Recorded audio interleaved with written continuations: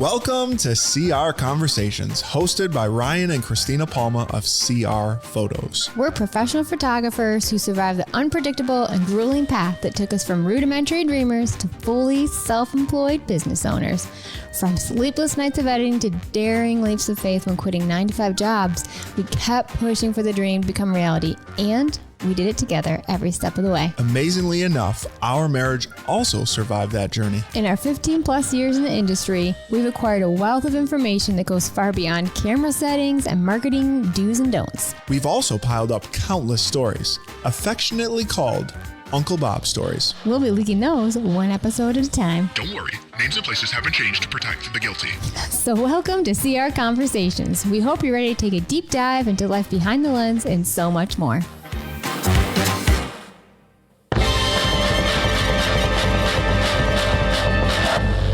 Hi guys, welcome back to today's episode. It is a fun one that I enjoy more than most because I don't have to put as much time into prep. You guys did all that for us. We are doing question and answers, and you guys did an awesome job supplying the questions. Hopefully we can reciprocate with good answers. Yeah. I'm very excited. Like you said, we got some good questions here. Some easy ones, some hard ones, some that we're probably not going to get to, but that's all right. Do you think any will make us cry? I don't think so. Not today, thankfully. Let's dive right in, guys. Your first question is, how do you decide a final edit? I feel like I can always tweak something. Now, who should answer this question? You definitely should, because you do more of the editing, but I can totally relate to this person because I am that tweaker. Yeah, I'm the tweaker. I could always do a little bit more. I think we all are. I think there's always something we can see because we are our worst critic. But my short answer would be sleep on it. I think we oftentimes spend too much time on the computer. We're looking at the world through our editing eyes, and we need a break to see reality. And oftentimes I will upload the gallery, then look at it again in the morning, natural light, our brain is at a break and you're like, ooh, it actually looks okay. Or, oh, I need to tweak something. So the short answer would be sleep on it. I think it's like a reset because you get so used to looking at the computer and looking at images with a filter on it or something. And all of a sudden you're looking at life through that. And then you walk away from the screen and you're like, wow, those trees look greener than it's just a great reset. Yes. So the short answer is sleep on it and then give it another look. And if you're happy with it, go forward with it. Don't be afraid to be like, yep, I'm good with that. Sometimes we just question ourselves too much. Next question.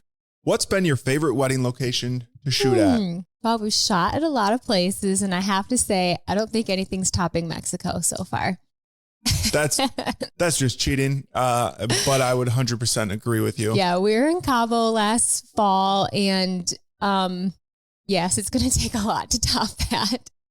But locally, I guess we should give an answer. Okay, but I think that's an answer in and of itself, is because there are some awesome places that we shoot at weekly, every other week, once a month, stuff like that. And because you've shot in there so many times, it kind of loses that glamour. So it's always the place that you've only been to one time. Yeah. I think of, we've shot at the Powers building in Buffalo once. And that was just an old crayon, color factory or something like that, right? It was just extraordinary because it has these windows that you just don't see in modern architecture.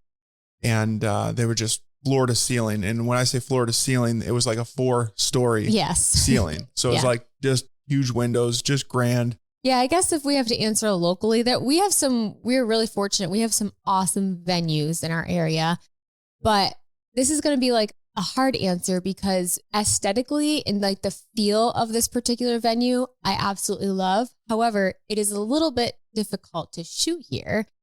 Arbor Midtown. So you'd think it'd be an easy place to shoot at because everything is kind of white and there's big windows and it's beautiful. The aesthetic of it, the feel of it is like Batman meets Bruce Wayne, 1920s, all combined in one. It's big and grand. Yeah. And has these huge windows and everything.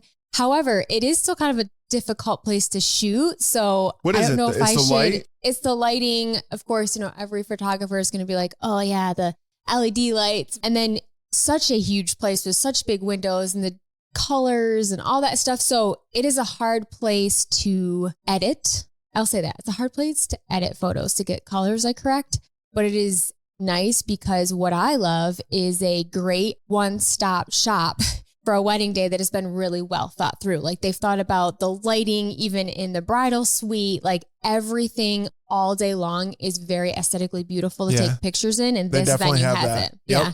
I'd say all of the Arbor venues have that, which is very nice. But yeah, Midtown is pretty spectacular. Yeah, real quickly, I'm going to say one thing that I think the consumer, the people being photographed or the people that are just showing up to the reception and a photographer, the difference is there are some places that I know as a guest, you would be like, this place is absolutely gorgeous. Yeah. But as a photographer and some of the other vendors, you're just like, this is a difficult space to work in. Yes, that's very, very true. But Midtown, I guess, has it all. All right, next, what are you looking forward to this wedding season? Let's see. I'm always looking forward to the desserts. Food. I knew that was going to be food. That's an easy answer. But I always look forward to just different memories that we make while shooting weddings and stuff. We make a lot of good memories and a lot of good, relationships with people. And so there's always stuff that, you wouldn't know you were going to experience when you started a day that you do. And you're just like, oh, those people were awesome. You made some sort of relationship with them. So it's always going to be food and the relationships. And that sums Ryan up in a nutshell. Food, people, he's happy. I love the creative part of a wedding day. I love getting the detail shots and, creating that story and that timeline and then obviously giving that gallery to that couple. So I like the art part of a wedding day. So I always get excited for that. Beginning of the year, of course, we need a little break to replenish that creative flow, but I definitely get excited about new poses, new things to try. And so I'm looking forward to just a fresh start. Which we did get a break and we are looking forward to our upcoming weddings. Yes, we sure are. Here's a good one. I'm worried about my mom on my wedding day. Any tips on being respectful, but also let her know it's my day? I feel like we get one of these questions every time, which this is a tale as old as time. Yes, yeah. This is a tough one. I think in past we've said the best thing to do with moms, or whether it be a mom or dad or sister, because it doesn't always manifest itself in mom, is one, just communicating clearly with her. You might have to have an uncomfortable conversation. Mom, I appreciate your opinion. I appreciate your support financially of my wedding, if that's the case. However, I have concerns about the actual wedding day. Maybe you have a relationship with her where you can have that real conversation. If you don't, we always say a busy mom is a mom that is not going to be bothering you. So that's a good trick. That's a great answer because you need to have the conversation. You always do. I am one to, if I see a problem, just attack it. Not attack it in a hard way, but just let's take care of this. Go to the source, have the conversation. But if you absolutely know this is the way my mother is wired, she is hardwired to get herself in and her opinions. I think I never even heard you say that one before. That is a great solution. Yeah. So keep her busy. And that just means you might have to put in a little bit of time to create tasks for her to do. In the morning, this is what you're going to do. In the afternoon, this is what you're going to do, and have these little things for her, but also just give her a moment on the wedding day as well. Make sure you create a space and time for your mother to have a memory with you. That will speak volumes to her. At the end of the day, the majority of moms are not trying to sabotage their daughter's day. They just want to feel important. Exactly. And so it's just important to remember, yes, it is your wedding day, but also your mom is your mom. And it is a tiny bit about her as well. She's happy for you. She's not trying to steal the limelight. Hopefully. I know there have been some bad cases, but I think in general, they just want to be a part and feel important and feel valued. So maybe just spend a little time reflecting yourself on how you can make that happen for your mom as well. I like it. Okay, you asked the next one. Okie dokie. One thing you would have changed about your wedding day. Wait, should we just 1, 2, 3 go? Sure. Okay, ready? 1, 2, 3. First look. Dancing. Explain. We've said this before. This is a question I think that's been asked before. And so we've had more time to think about it. But we did not do any slow dances after the party started. We had an awesome party. I mean, we did. Epic. It was great. You know, when you look back on something and you're like, I'm proud of that. That was a great time. It was one of those. We had an awesome dance floor. So awesome that we neglected to remember that, we have grandparents and stuff that we would have loved to dance with, loved to make more opportunities for them to enjoy the dance floor. So wish we would have had some breaks in there for some slow dancing. Yeah, to get those like some classic songs. And I think that we didn't even realize it until after, like, I think my mom said something like a week or two later, and I was like, oh yeah, you're right. We didn't do any slow dances. I'm sorry. It was actually on the way out when you were, my grandpa wanted to dance with you. Oh yeah, yeah. And I realized we had just never made that. Yeah. You know, we're just young kids having a good old time. We did. But yes, mine would be doing a first look. It was not a thing back then. So if we were getting married now, I definitely would have done that. Just change the whole flow of the day. But everything else about our wedding day was pretty great. Yep. It was a wonderful day, wonderful memory. I wouldn't change the groom. Well, thank you. After that fun one, we've got a little bit more of a heavy one. Okay. So are you ready for this? I guess so. Has a client ever fired you, or have you ever, again, I'm quote unquote over here, fired a client? Oh, we have never fired a client, although there may have been some. Oh, in hindsight, we were like, we wish we could have, should've. or maybe you should have. But after, so many years doing this, of course, you're going to have people that you don't. If you think it could be you, it probably isn't, because you probably wouldn't be listening to our podcast right now. So that's very true. That's very, very true. But on the flip side of that, actually, yes, there have been 2 instances, which is thankfully in 16 years, that's pretty good, where somebody did want to quote unquote fire us. And by that, meaning like we had a contract that was then canceled. So the first one was, we had met with the clients. Great. We got along very well. They wanted to proceed. We booked their contract, sent emails, all things were signed, deposits was made. All was moving forward. Yeah. No red flags, like nothing at all. And then about 4 to 8 weeks after the contract had been signed, payment had been received, we got an email from the client saying they wish to cancel the contract based on perceived ideological differences between us and maybe not them per se, but wedding party and their guests that they thought we would not, or they would not get along with on the wedding day. So while we did communicate to them that obviously we've been doing this for 16 years and there's lots and lots of people with lots and lots of different opinions that we've worked with and stuff for, and it's never been an issue for us. And we'd obviously respect that and always have. They felt they wanted to cancel the contract at that point.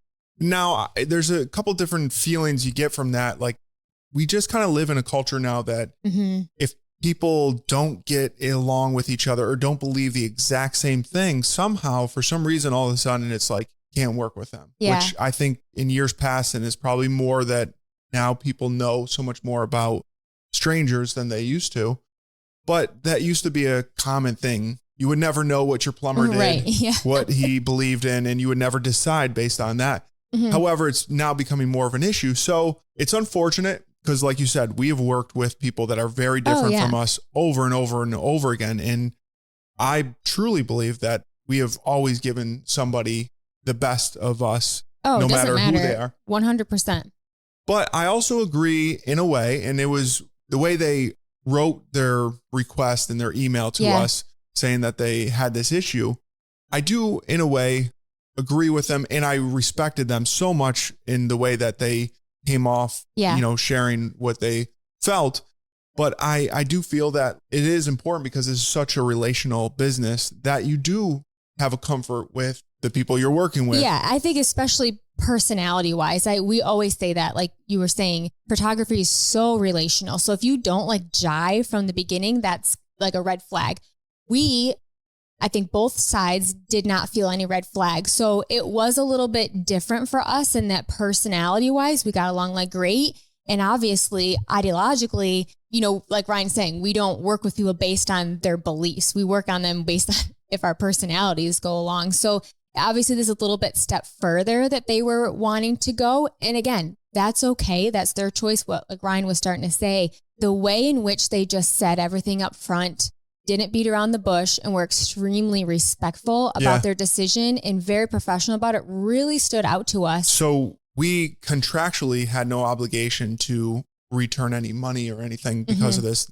We had done everything up to that point, fulfilling our side of the bargain. Yeah. But just the way that they delivered, the way that they didn't say we deserve this money back. In fact, they said, we know you are not required to refund us anything. but they were just so polite, respectful about it, and open and honest that we made the decision to partly refund. Yeah, we did. And again, like Ryan said, we were under no obligation to issue them any money. They, as a client, changed their mind. So we did reserve the right to keep all of their deposit. But because of how they handled everything, it really stood out to us. It was very respectful and very honoring and very just quite amazing. So we felt like, hey, you know what? We're people, like we run our business and we want to leave nothing but a good taste in both of our mouths. So we did issue a partial refund of their deposit, which we felt very good about the whole situation.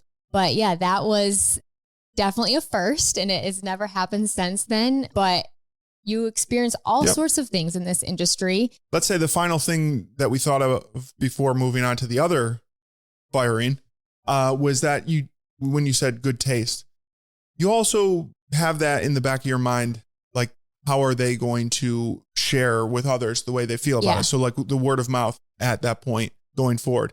And they had done such a respectful thing. We wanted to return that. And out of, desiring that they would probably say the same things of us, like, hey, we didn't work with them, but they were good about the way they handled the situation. Yeah. That was another part of that. I for sure. You never want to walk away from any situation with any hard feelings. And I know sometimes that's unrealistic. Sometimes you have a client who is wrong and there's no way to go about it.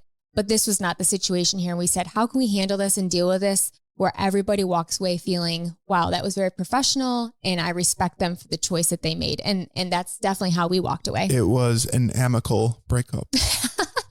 So the next one did have a little bit of emotional feelings to it, at least in the beginning. Where you're questioning yourself and you're like, wait, what did we do? Again, that one, they were upfront about what it was. So it wasn't like, are they not liking our style anymore? Did they find a better photographer?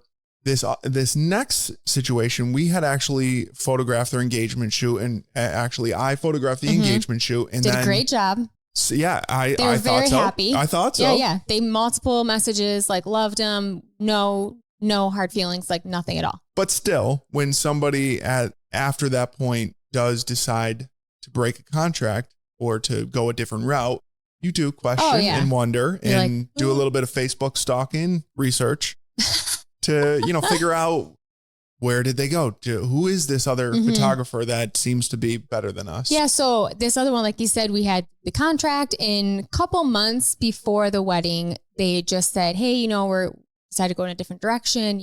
We recognize we're not going to get our deposit back, all the things. And I followed up with, please let us know if there's anything to change your mind. And they were like, absolutely not. We've decided to go like in a different direction. And then we later found out that they decided to go with a photographer who had a videographer like package. And yes, the photographer's editing style was much different than ours. And that's one thing I say, that's okay. Like when somebody chooses another photographer based on editing style and stuff, that's what the beauty of wedding photography. We all have our own style. And if somebody's more drawn to your editing style, that's okay. But in this instance, I definitely felt like, okay, like they really wanted the video, and that was a really big, and we even kind of like this probably showing how like insecure we were. We even went like, did the math. We're like, oh, they still actually end up paying up less money by losing their deposit by getting a videographer. So I'm like, okay, I don't feel as bad. But when you like, your chest is like tightening, you're like, oh, like, what did we do? And that's, like I said, only happened one time in 16 years. And it kind of like, ugh. Yeah. So we're very grateful that we only have small number of instances that we can even think of, but it is, as you know, and we've conveyed over and over again, it's a very personal relationship. It's a very personal career. You're putting your skill and your talent on the line. It's very vulnerable because it is like photography, like you are literally wrapped around all of it. So when someone's like, no, I'm going to go somewhere else, you're like, ugh. And we just have to like remind ourselves, like we say all the time on this podcast, it's okay.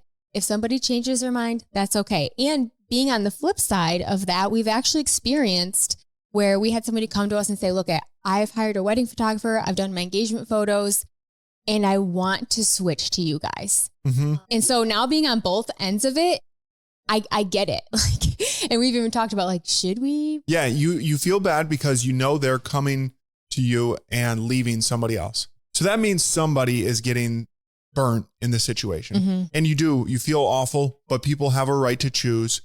They had a right to leave us, and we can't, you really cannot be mad at them for making a decision based on their taste and stuff. And that's what people will do. And that's the beauty, as you said, of this business. But it's going to hurt. And it does give you a little bit of thought, maybe some hesitation. Yep. And I think all those things just push you to be better, right? If you're like, oh, maybe there's someone better, something like, okay, let that fuel your determination to be your absolute best so that doesn't happen again. But also don't get so freaked out if it does, because like we said, people do have a choice, right? And we all have different styles, like we said, and it's all right if somebody else is drawn to another style, or maybe there's photographers who have different packages that you can't or you don't offer that better suits their needs once they know more about the details of their own wedding. Sometimes, obviously, beginning of wedding planning, you get venue, DJ, photographer, videographer. Those are the first things they book, and then their wedding kind of evolves or changes, and they're kind of like, I love this photographer's look, but it's not fitting the aesthetic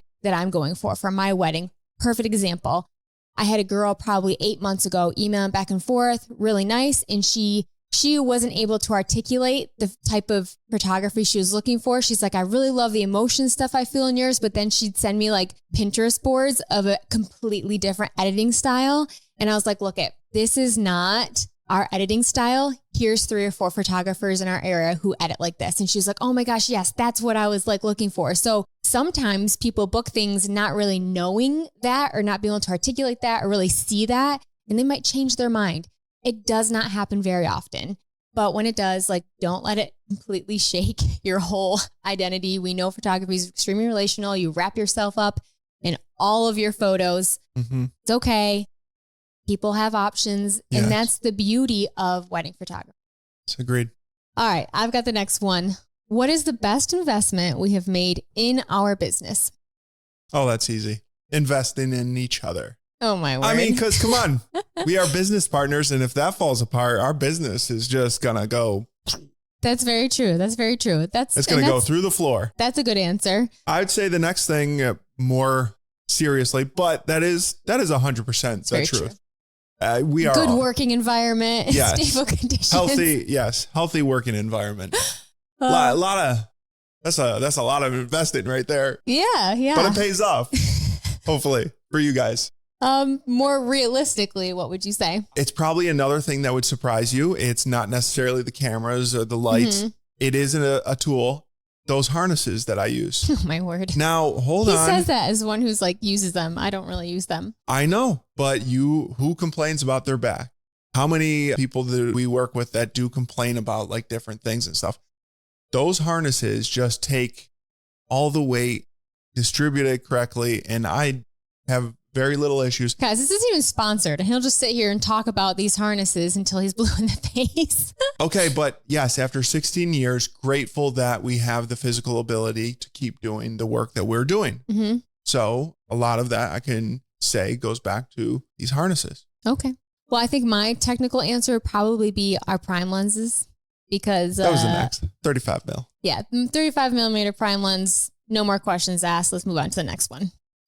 I like this next one because it actually brings back a real life situation, a real life wedding. We're definitely going to reference it in the answer. Oh boy. So here comes the question before the answer. How to navigate working with vendors, bad vendors that don't work together with the other vendors for the couple. Oh boy. I know the exact wedding you're going to reference. Oh, We've course. talked about it on this podcast before. I think the short answer is, if everyone's not working together, you just have to do your best and figure out the rest. Like, if people are getting in your way, like, you might have to stand up and say things. But in short, if you're essentially being secluded on an island of your own, make that island the best it can possibly be. What would you say? Yeah, got to stand up for yourself for sure. And I would say, fortunately, we have a wonderful area of, vendors that do work together very, very well. Yeah. So we have great experiences. Just like some of the other questions, we have just a couple very small instances of bad experiences. Our bad experience, the one I'm thinking of, I know you're thinking of that girl videographer that was just Ooh, she was a piece of work. I was thinking of a different one. Okay. I thought that's what you were thinking of. I was thinking of New York City. Yeah, that's what I was thinking. So we did a wedding in New York City, and come to find out through that day and speaking with one of the vendors about another vendor group, found out it is a very cutthroat industry out there, that it is dog eat dog, every man for himself, kind of fighting for your place, your, attention with the bride and groom. We were like shocked. And finally, when we sat down for dinner with a couple of the vendors that were being very nice to us, we're like, so we kind of like leaned in. We're like, so what's going on with, this vendor and that vendor? And they're like, what do you mean? And I was like, well, let's just be frank. We're talking to the DJ, which the DJ was great with us. And we were talking about the videographers. Like, why do they not seem to care where we are on the floor? They're getting in our shots. Even after we had multiple conversations with them. They're really just doing their thing and not even considering us. Yeah, really rude when we did say something to him. And he's like, oh no, out here, people don't work together. It's like they're doing their thing, you're doing yours. And if they're in your shot, like it was really bad. Like to the point where during the first dance, 2 videographers were just circling the bride and groom, probably with like a 24 millimeter lens, 1.5 feet from the couple. And it's like, you as a photographer, like there's nothing you can do in that situation. You're like, okay, well, you're videographers and all of your photos. So it was not just like, oh, they're occasionally in the way. They were extremely obtrusive, and we were just completely shocked because even after we had done our due diligence to try and do our best, like these guys are in everything. And we were just like, oh, okay, I guess this is how it is out here. And maybe we just had a really bad experience, but the DJ did let us know. No, that experience would just help us know how grateful we are. Yes. Or that we should be grateful, not to take for granted the good relationships that we have with the vendors here. Yeah. So stand up for yourself, do the best that you can. And then if it's a really bad situation, it might behoove you to, at some point, maybe after the wedding, send the client an email, be like, hey, say it was a videographer. You may see more of a videographer or whatever vendor was in the way or something like that. I did my best in the wedding day, but unfortunately they just were not willing to move out of the shot. I will do my best to get them out. It just might be a good idea to kind of put that ahead of them getting their gallery so they don't get things and like, oh my gosh, the videographers and everything, just explaining the situation. On the defensive. So you're not like, oh, you've kind of laid out the situation from the day. Definitely don't say anything on a wedding day. You cannot say anything to a bride and groom on a wedding day, letting them know that your vendors aren't getting along. For sure, no, but maybe send an email after just so they're aware of what their gallery may look like. Apologize to you guys that have to deal with that on a regular basis. Okay, this next one's an opinion one, so this should be fun. What are your thoughts on cold sparklers for intros and first dances at a wedding reception? Yeah, let's duel on this one. Here we go.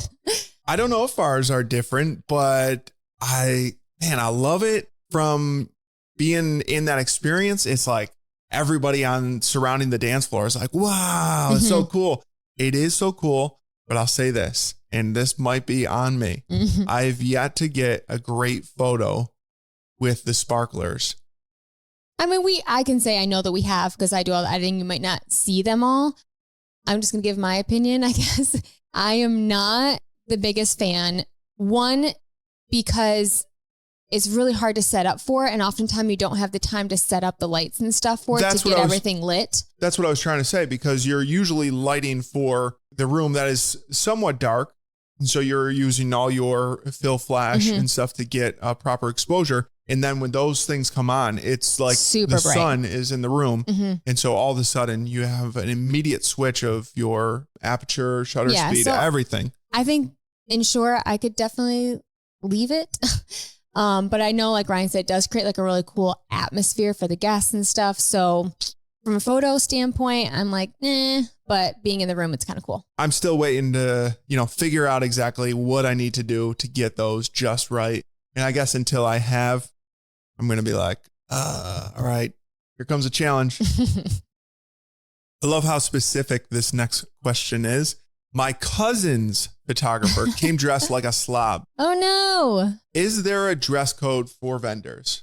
Can I ask and answer pretty quickly? Sure. Go ahead. Well, no, there isn't the dress code anymore. There used to be quite the dress code. You used to have to wear basically a tuxedo. Videographers, photographers, probably DJs too, had to wear a tuxedo, or that was just expected of them. Little cummerbund. Cummerbund and all. And I do remember in the beginning of my career, at least, I don't even know if you were shooting at the time with me, being in a country club, and some snarky, old country club member was mad at me for not having a sport coat on. Yeah, so it's changed a little bit. I will say, I think it went downhill quite a bit. I think even we were like, whoa, like you should probably dress up a little bit to come to a wedding. And it is now back on the incline. I think vendors are, putting a little more thought into what they're wearing. But the short answer is no. And you will for sure never be saying that we showed up looking like slops. Yeah, I don't know if there will ever become the day when you do have to wear a tuxedo again, but there's just a pendulum swing from like fancy formal to, all right, let's relax. Oh, we are way too relaxed. Yes. Let's get back to some sort of dress code formality. And we are definitely on the getting more towards the formal side of that. So these next two questions actually are very similar, go together very well. So I'm going to ask them both together and then let you answer them. All right. I really want family photos, but my kids are super high energy, which is another word for out of control. And my husband doesn't think it will be worth it. How can I convince him? The next question, again, very similar, and all came down to the male in the relationship. How to deal with an uncooperative dad during a family session. Okay, I'll start with the first one and we'll intertwine to the second I'm guessing the first one comes from a customer. The second one comes from another photographer. Yes. All right. So if you are a mom who wants to have your family photos taken, you have little kids, your husband's like, no, it's not going to work. It's going to be stressful. It could be stressful. He has a little, he's not wrong. But I think the biggest thing to do is start off with realistic expectations for yourself and then explaining that to your husband as well. If your husband is thinking that you want to go to a photo shoot and your children are going to sit there and pose and they're going to smile and they behave and they're going to be wonderful and you're going to get all of these wonderful looking at the camera photos. Nope. That is not what a family photo session looks like, at least for me. Not in 2025. No, expectations are this. You'll get a couple looking at the camera. The rest of the time is going to be you just playing with your kids and interacting with them just as you would at home. So maybe letting him know, hey, the kids are going to sit here for an hour and behave and do all the things. We're going to get a few shots. In all honesty, for the first 10 minutes of your shoot, that's how it will be. And the rest of the time is your kids being your kids. And you're going to capture the age and the stage that they are in a pretty way. Okay. So don't think of it as this stiff, have to be on our best behavior situation. Let your husband know it's okay if the kids are running around. Like, that's what I want to capture. I just want to have some memories of us and our family together. Yeah. Oh, memories. That is such an important thing that you have to convince him of. If whoever, whether it's the wife or the husband, those memories are priceless and they're worth all that running around after your kids and trying to get them to just stay still for a few photos and then just playing, rolling around in the grass or wherever you may be. It's okay. Now that brings me to the second part, which is coming from a photographer wondering how to essentially work with this dad who doesn't want to be there. If an adult is going to act like a child, we essentially use the same tricks that you use with children. And if a dad's like, I don't want to do this, I don't want to be here, you spell out the things that he will get rewarded for, or you give him breaks. You make him feel good. You distract him. Yeah, it really, don't be that dad. Don't be that dude. It's unfortunate, but yes, you have to treat them like a child. You have to stroke their ego. You have to find out it's just stupid. Yeah. And I would say, like, practically, how do you do that? Okay. Do a lot of things that aren't quote unquote photo, like do some walking things, distract the fact that you are taking photos, have them just interact and play with the kids, give them a break, take some pictures of just the wife and the kids together, then just do some of just the kids, give them some time to, I'm not kidding, like bring some snacks, bring some drinks for them. Like, I don't know, like essentially it is what it is. Like when a grown adult is like, I don't want to do something and is putting a stink up even in front of another adult, that's a sign of extreme immaturity in my opinion. So if they're going to act that way, you know, dive into parenting mode. If you're a parent, like what would you do in that situation for little kids? You kind of have to do the same thing. Yeah, it's unfortunate, as we already said. So good luck. So I'm realizing as I look through this list, we still have a good handful of great questions left. And we've gone a little bit longer than we'd like to at this point. So what do you say let's do part one 2? more question, Okay. and then we'll do a little part 2. So this is going to be 2 episodes in a row of question and answer. I hope you guys are not bothered by that. Yeah, I don't think they will be. We enjoy this, so hope you do too. So go ahead and ask the final question. The final question for this episode comes from another photographer. So I always feel rushed for sessions, 30 to 40 minutes. How long are your sessions? Well, that depends on who you're asking, because Christina is short and succinct, just like she is in real life. Short, sweet, and succinct. And I go from the feeling of, I feel like we've accomplished what we've set out to do. So sometimes that can be short, and other times actually, it's definitely going to be longer than Christina. So our sessions are timed depending on what wedding package you get. So for the engagement session, depending on what package you got is determined your time. Our family sessions, which I stick to far more rigidly, are also timed. So we have a mini session, which is 25 minutes. And then we have what we call like a half session, which is 45 to 60 minutes. And then we have like a full blown session, which is like 60 to 90-minute session. Those I'm very strict on. When it comes to families, especially if you're doing a mini session, that is plenty of time for me. I will say this, I am an extremely fast shooter.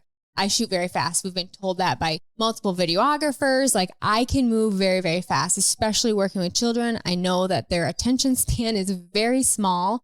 So for me, I feel at least a family session, especially if they're only doing a mini, 30 minutes is plenty of time for me to get a variety of photos.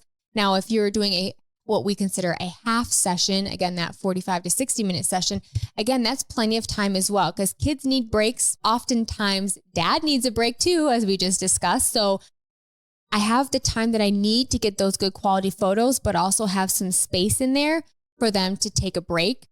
So for me, the time thing is not an issue. But like Ryan said, when he's doing an engagement session, I always have to remind him they have paid for a 35 to 40-minute session. You should not be there for 2 hours. So times are flexible. I'm always going on that, 45 minutes. Okay, we're within a window. If it's an hour, we've got a larger window. So word. It's always a flex, but I do still buy into the times. It's just not as rigid as Christina's is, and which I'm probably in the wrong for that.